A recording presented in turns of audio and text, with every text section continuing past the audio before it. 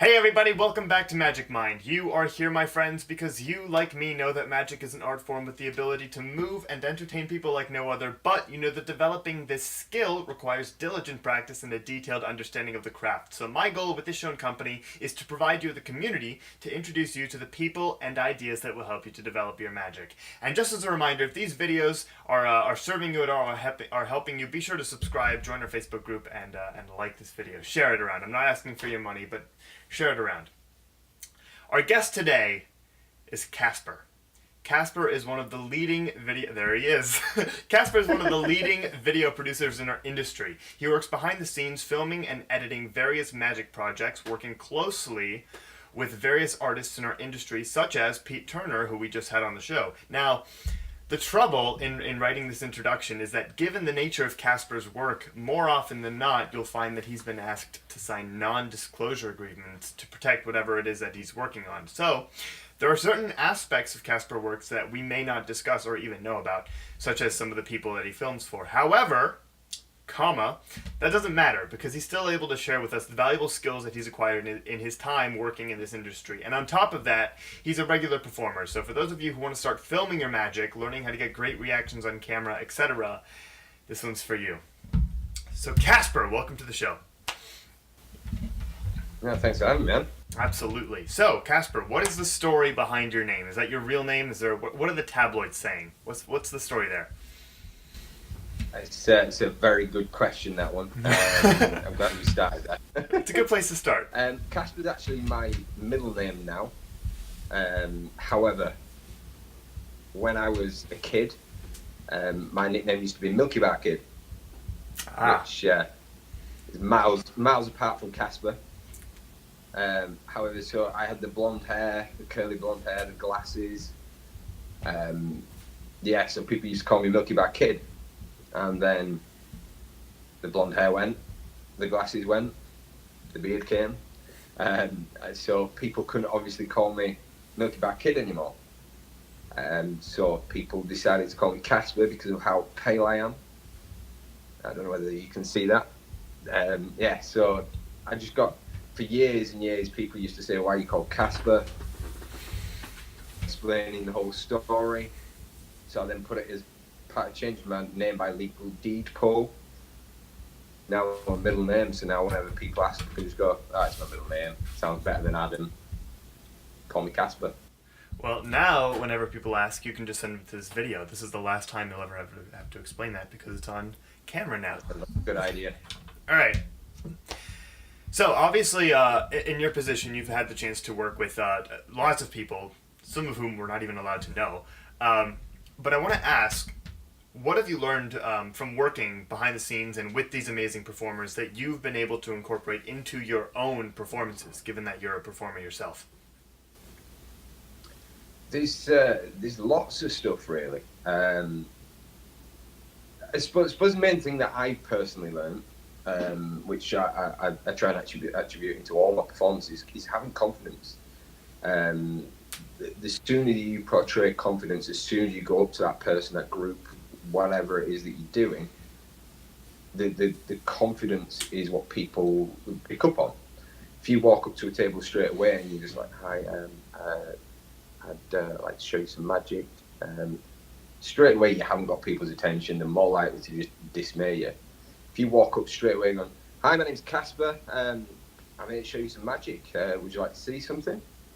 Straight away, even though that's quite direct with the approach of would you like to see something, tell them exactly what you're going to do, bond in a positive way. So that's the main thing that I've picked up on. There's obviously lots of little subtleties that people do that I've sort of incorporated into my own magic, and mentalism, this, that and the other. It's that I've picked up through watching them. Obviously working quite close with Pete, I've picked up a hell of a lot this year. His mannerisms and stuff. So especially, I never used to perform mentalism when I first started doing magic. I thought it was something that I wasn't going to be very good at. But the more and more time that I spent with Pete, and as you'll know, he's happy to divulge any information that he's got. And he does that, and his mind works on another level. So learning from him has been one of the major things this year for me. His mannerisms, little things that I'm doing when I'm doing the mentalism, they're just, it's taken my performances, not just in mentalism, but in magic as well, to a whole new level. I want to unpack two things there. Let's go back to the confidence. Yeah. When you are okay, so let's take Magician A. He's been doing magic for like 3 weeks. He's very nervous whenever he wants to perform. There's a certain stage, and I remember going through this, where you go from being that magician to a magician who is able to approach people, right? You can do it fairly consistently. Is there a difference between that level? I know this is a bit hard to grasp, but I'm going somewhere with this. Between that level and seeing the people that you work with. So let's take Peter, for example. Is there a difference in Peter's confidence when compared to a magician who's pretty confident? How does that difference look? Someone who's pretty confident versus Peter Turner. I get where you're going. So I suppose the difference is practice, time, and effort. The more practice that you do in anything, the more confident you become. The more that you do something repetitively, the more confident you're going to be. I believe there was an old saying, practice makes perfect. I think it's a great statement. However, I think it's slightly wrong. Because if you practice doing something the same way, you're only going to do that same thing 100 times the same way. So practice essentially doesn't make perfect. It makes you consistent. So that's a bit of a tangent there, but sure. Whilst we were there, I thought I'd say that. But yeah, so the more that you approach things and the more that you do things, the more confident you are going to be at doing those things. I mean, when I first started, and I'm sure with Pete as well and other performers, the more that you do the performances, the more that you approach people, the more confident you're going to be. You're going to have a few moments where you're going to doubt that you're going to be any good at it, which I still do now with magic and my cinematography. It's something that the more that you do it, the more that you're going to get that confidence to do those things. And learning from people like Pete, Daniel, just any performer. I mean, even there's a guy who's not that far away from me. He's called Dom. He's a magician as well, and some of the stuff that he does and the way that he approaches things is giving me more confidence in what I'm doing, because I've adapted his little subtleties and his approaches into my own work. I mean, you find your own approaches when you're doing things. When I first started doing magic, I used to walk up to tables and be like, "Hi, I'm here to do some magic for you today, blah blah blah." I never got really a good response, and people are always like, "Oh, another magician, card tricks." So that's really the heart of my question. When you were doing that, clearly you were still approaching people. Like, maybe you weren't the most confident person in the world, but you were still doing it. You're still going up to table. So let's take that same scenario, but instead put one of these really confident people that you're talking about. How would they do that same opening? I suppose when you do it, you start trying out different things. I mean, it all depends on what you're doing as a performer. Mm-hmm. So for me, approach tables now by going, because as soon as people hear the word magic or mentalism, whatever, they have a certain assumption straight away. So, I tend to approach the table now by going, "Hi guys, I've been hired to entertain you tonight." Leave a little bit of a pause there. I'm the stripper. and just let people mull over that for a moment, because you get lots of different reactions, especially when you're approaching a group of guys. It's the best reaction you can have, because they're not sure whether you're joking, whether you're serious. And obviously at that point, when I start to see people's looks on their faces, I then go, "I'm only joking. I don't want to see me naked, so I'm sure you guys don't want to see me naked, but I'm here to do some magic. Would you like to see something?" It automatically, straight away, it drops everyone's guards a little bit because everyone's having a bit of a laugh and a little bit of a joke. As soon as you've broken that ice, that's it. You're golden then for anything, really. Sure. Yeah, okay, no, sure, that makes perfect sense. You also talked a little bit about these mannerisms that you've picked up. I don't want to spend too much here because obviously your field of expertise is in filming and production. So I want to move to that quickly. But while we're here, can you explain what some of these mannerisms might be? Yes. So basically, if if I was going to do two pieces of mentalism, for instance, I would start with in somebody's star sign over here, but whilst they're getting to think of their star sign, I then turn to this person over here and I get them to get out the phone.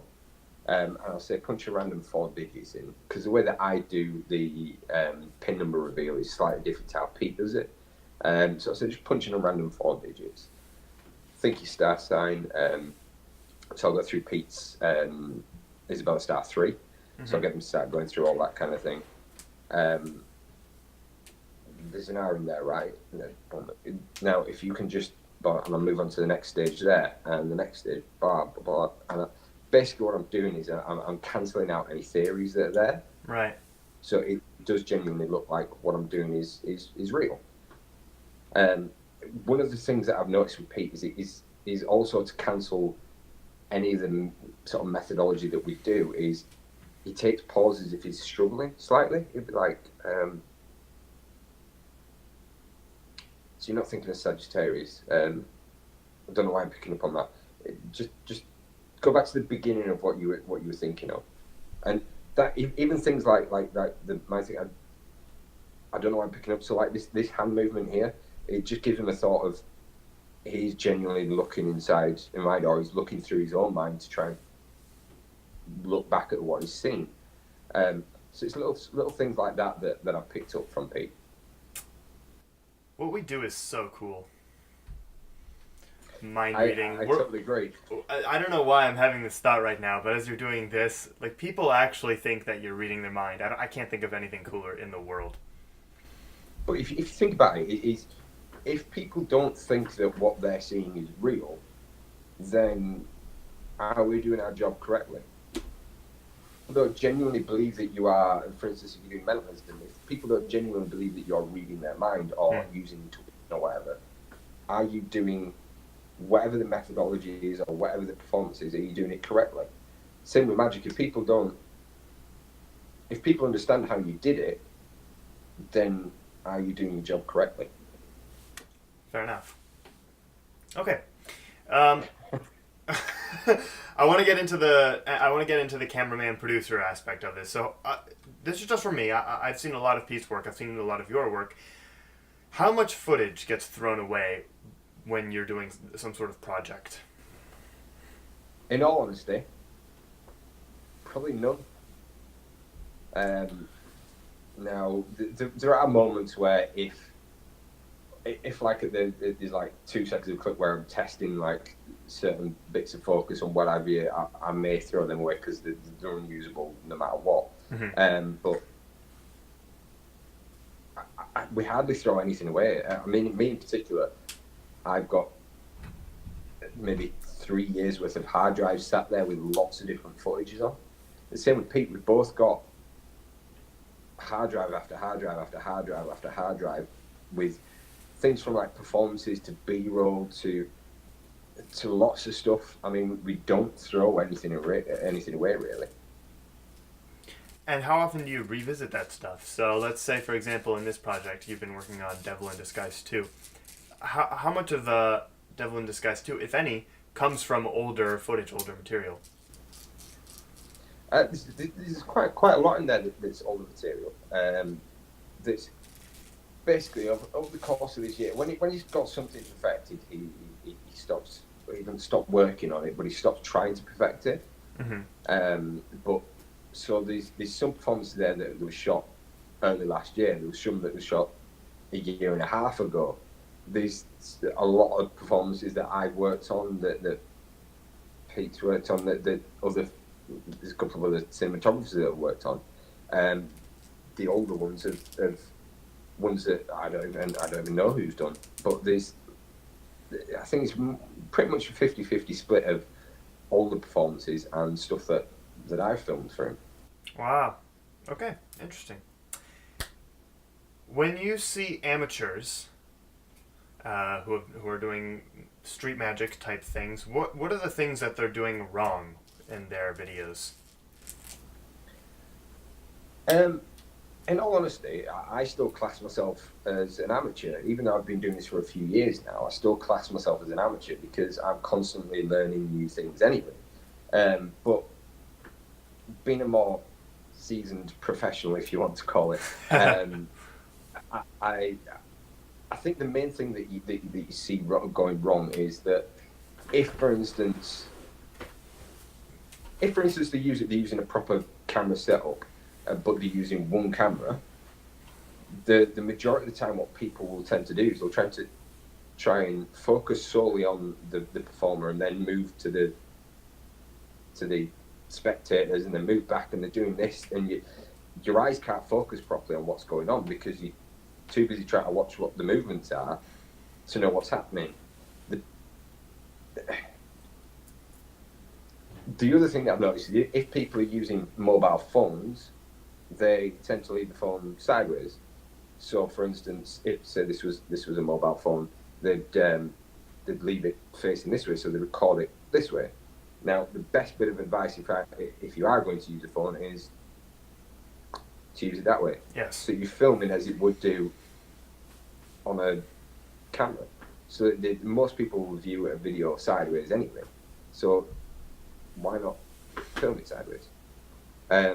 The other thing is to keep it wide. So don't try and go close with it because you want everybody to see everything that's going on. Some of that comes through experience. Now, the best sort of view that I can tell people is you want from the waist up, leave a little bit of headroom. Excuse me, so that you're not showing a full body. If that makes sense. Sure, that does make sense. So let's take this example of someone who's an amateur and is taking this advice. What are some of the early investments that they may want to make to upgrade their videos, be it in camera quality or a microphone or lighting or whatever it would be? What would you recommend they first start doing to upgrade their setup? If we're talking upgrades, there's different things that you can look at. But if we just say for the extreme amateur that's literally done no filming whatsoever, the best bit of advice would be to start using your mobile phone. So, for instance, mine's a iPhone 7 Plus. Now, not a lot of people know that the quality of that is actually 4K, so you can get some extremely good footage out there.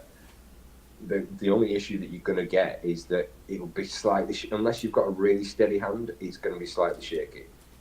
But that comes through experience. There's lots of things that you can do to sort of combat that. So one of the investments would be there to get like a gorilla stand. Now, a gorilla stand is basically like an octopus stand, some people call it, but it's basically one of those bendy stands. Right. But you can get adapters that can just stand there and it'll sit and it keeps it steady for you. Okay. Yeah. That's really great for people to hear because one thing that is accessible to most people, I recognize not everyone, but most people, is a phone. And if you have a modern phone, the quality is amazing. I have a website now, and almost every picture of me on there, every video, actually comes from a phone, which is pretty funny that you can do that nowadays and have, honestly, good-looking material just from this thing that you always carry around that people barely remember can be used as a phone. Exactly. I mean, obviously, with doing like cinematography and photography and stuff, a lot of the stuff that I put up on like my Instagram page, for instance, is all taken with my iPhone. And a lot of the sort of the pictures that I put up there, I do edit, and I actually edit them with the phone. So when I first started doing editing on my phone, I used the Apple editor, which a lot of people don't know that Apple actually have their own editor built into the photo bit. So I started with that, and then I downloaded Lightroom because I've obviously got Adobe account, so I downloaded Lightroom and stuff to my phone. Sure.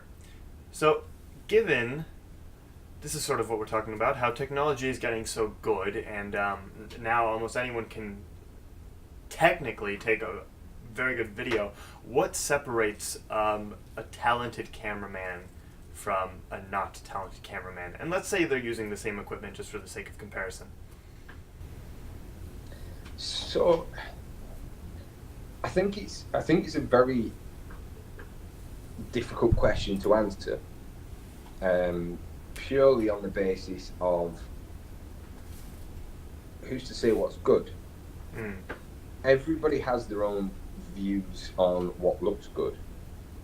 Now there are some basic rules to cinematography and photography and all that kind of thing, like the rule of thirds, lots of other things like that. It all depends on what you, because cinematography is an art form. If let's look at movies, for instance. Now, not everybody's going to like the same sort of movies, and you'll always notice that there's new advancements through different films, and they'll be shot in different ways. So the main things to look at is keeping people in focus, making sure that your angles are right, making sure that you're not overexposing things, and using things like the rule of thirds. Now, there are times when you can break certain rules, but it's best to go out and learn those rules first. Especially for amateurs. I mean, I'll be honest, I'm completely an amateur. I don't know any of this, but I'd assume that if I'm just starting out, it's worth learning these things, and I shouldn't really be thinking about breaking the rules yet. So, with that in mind, let's dive a little bit into some of the things you just mentioned. Starting with focus. Focus seems like a pretty obvious one, but let's go over it anyway. How do you manage focus? So focus is one of the basics, I suppose. Now it all depends on what you are using to film. If you're using like your phone, for instance, they have automatic focus on there. Now, what a lot of people don't know is that the iPhone, you can actually lock the focus. So you can actually set the focus on there so it stays fixated on the one object that you want focusing on. I believe there's a YouTube video out there that teaches you how to do that. It's as simple as pressing the screen of where you want to. Say you wanted to focus on my face, for instance, you would press and hold on the subject, so you'd be like that. Obviously, don't do it to your own face, but on the screen. Press and hold it, and then all of a sudden it'll bring a lock box, and it'll just say locked. So it's as simple as that with the phone. It all depends on what camera you're using. For instance, the Canons that we use, there's like a zoom function on the side of the camera, which you can use to. You're not zooming in with the lens, but you're zooming in to check the focus on there, and you use like the outer rings to tell it. All depends on what camera you're using and what lens you're using. But you have like things like manual focus and autofocus on the camera. I tend to use manual focus because you can get a crisper quality of focus, and you've got more control over it. That's the best answer that I can give you, because it's something that all depend on which camera you're using will depend on how to best look at it. The best thing to do is when you use those zoom functions on all the cameras, is to make sure it's as crisp and as clear as possible. Look at the eyes when I'm zooming in, so that I know that they're as crisp and as good a quality as possible, because that's where most people focus tend to be.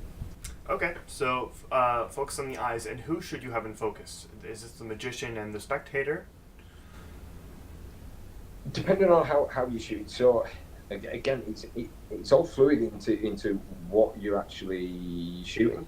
So if, for instance, we are talking, because this is obviously predominantly a magic program. How dare you?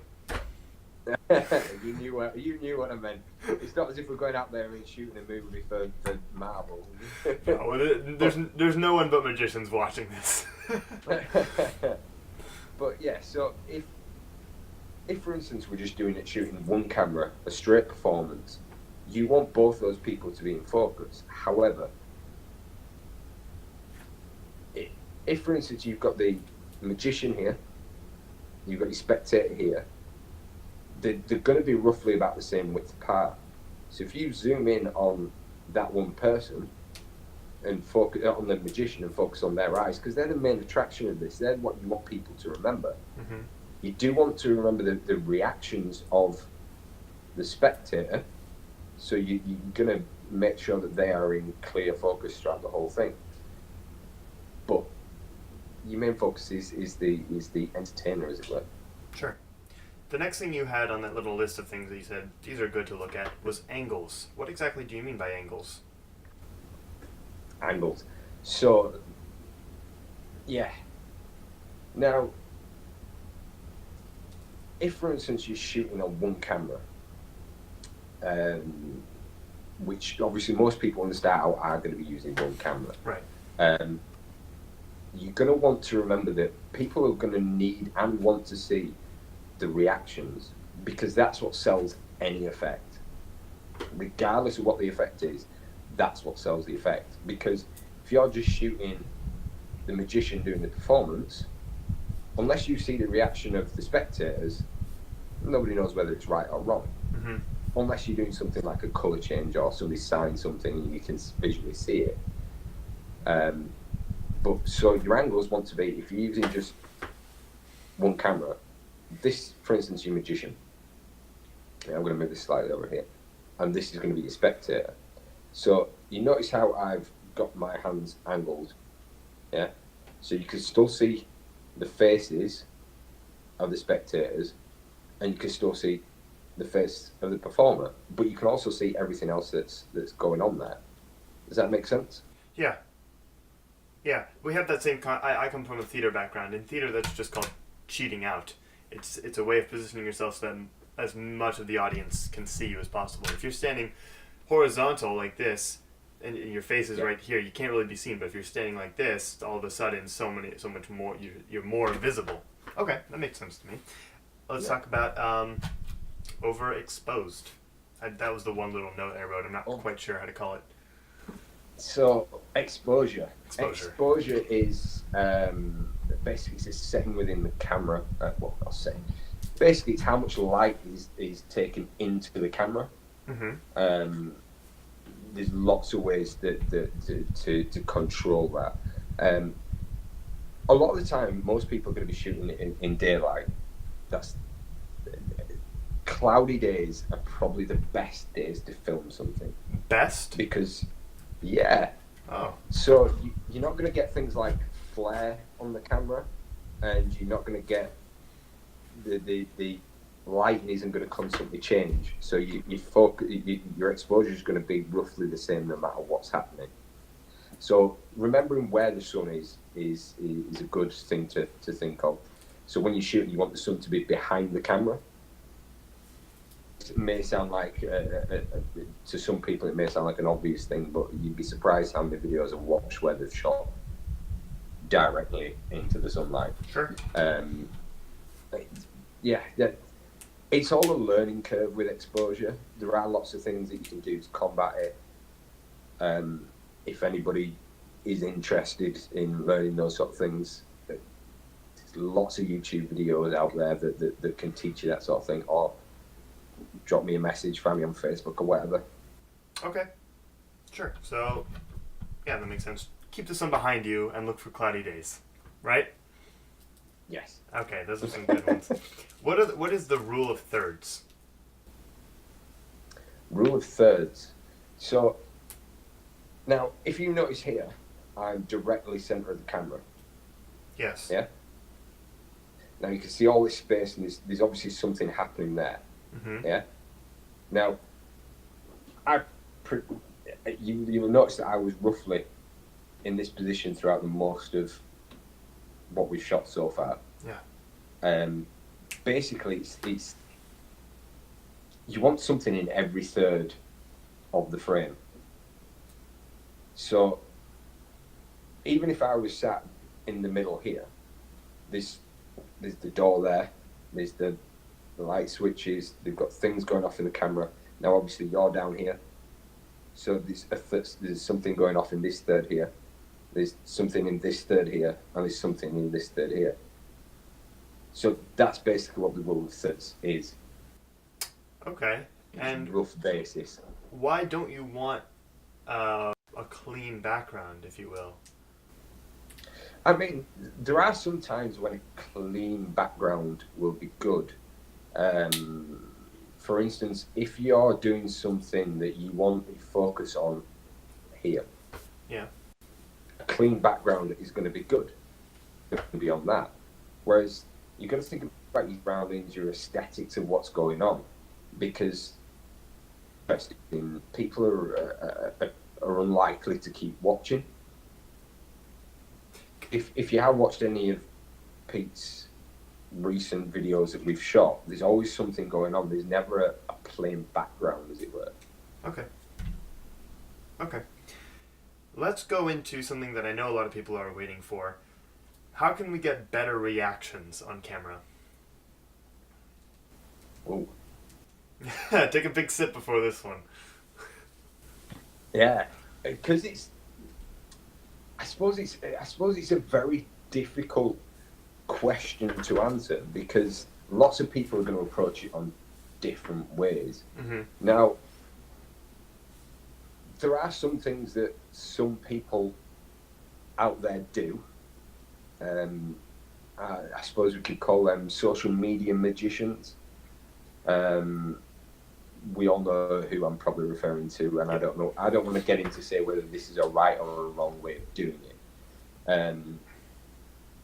There are some people out there that obviously explain how the tricks are done, ask their participants to overreact, basically. Whether that's right or wrong is up for debate. Personally, I disagree with it, but on the other hand, they're well known. Yeah, it worked. So they do work, but if for me, for instance, I'm always about art form. Mm-hmm. That's why I got into magic. That's what I love about magic. The reactions are obviously secondary to that, but primarily I love the art form of magic. I love the art form of cinematography because it's an expression of who I am.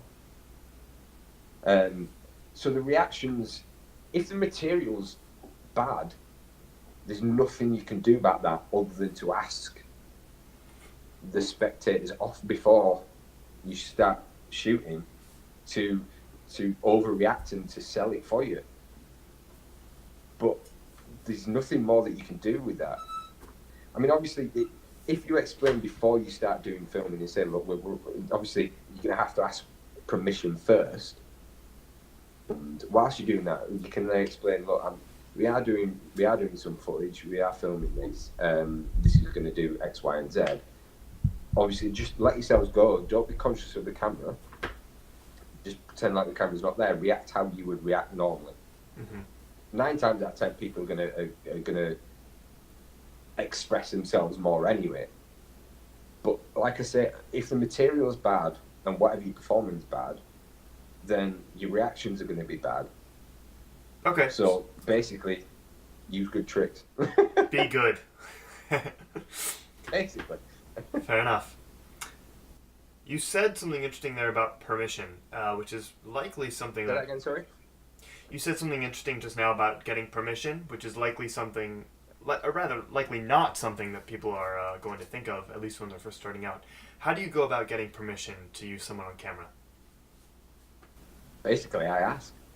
Do you film that? Yes. So if we try to save footage on the memory cards that we use, because obviously memory cards are very limited. Right. Obviously, over the years, we've gained quite a well, we've both, me, Pete, and the production team, we've bought quite a lot of memory cards. But if we try to save those memory cards, what we'll do is we'll hand out like a consent form and just get them to read through it and basically agree for permission that we can film them. Okay, and that's it, and that's how you'd recommend people go about it? Yeah, obviously, the best way to do it is to get it on film and ask them first if they're okay to be filmed, and then say, look, can we get this on video so we've got evidence that you are okay in this? Okay, sure.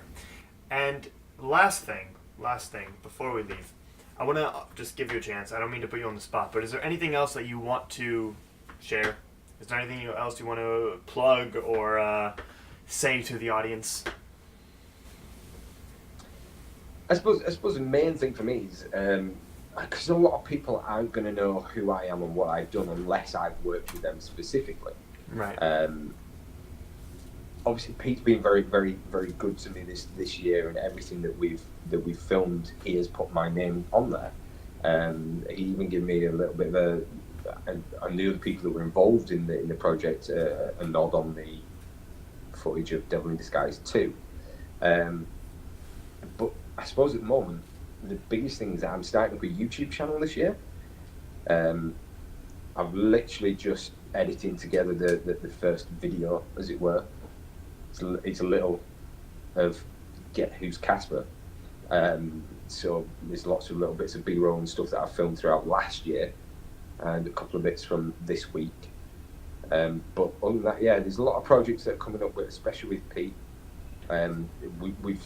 We've decided that we're going to use what we're doing at the moment as like a footing to do a production company. So we're going to start filming more for other magicians and making it more exclusive that's what we're doing. Wow. Whereas before, what we've been doing is doing it, and I've been keeping out of the scenes, as it were.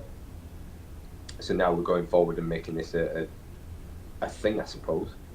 Wow, that's going to be exciting. Yeah, I mean, I'm very excited. I suppose it's my first sort of step into the limelight, as it were. I've always been more of a behind-the-scenes kind of guy. I love being behind the camera. This YouTube thing, we'll see how it goes. There's going to be lots of different things in there, from taking people behind the scenes of what we're doing, and just general vlogging. And there's going to be some magic in there as well. With what me and Pete have been doing,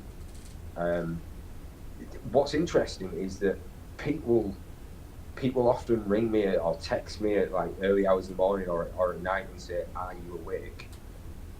If we've obviously not seen each other that day, then he'll be like, "Are you awake?" I'm like, "Yeah, why?" Right, grab your gear. We're off down to Cornwall. So we'll literally drive 4.5 hours down to Cornwall and just start filming. We're going up to Scotland to do some night photography. So we start shooting the stars and doing videos of the stars, that type of thing. It's been a crazy, crazy year this year. And I suppose without Pete doing all those kind of things, I wouldn't have had to drive this year to do my own YouTube channel. Plus, he's got me some of the work of... So basically, as most people know, Pete's a consultant. When he's putting forward ideas for whoever he's consulting, we do the test shots. So we test film it first to see whether it works or whether it's right. And then we put that to whoever it is that's he's consulting for.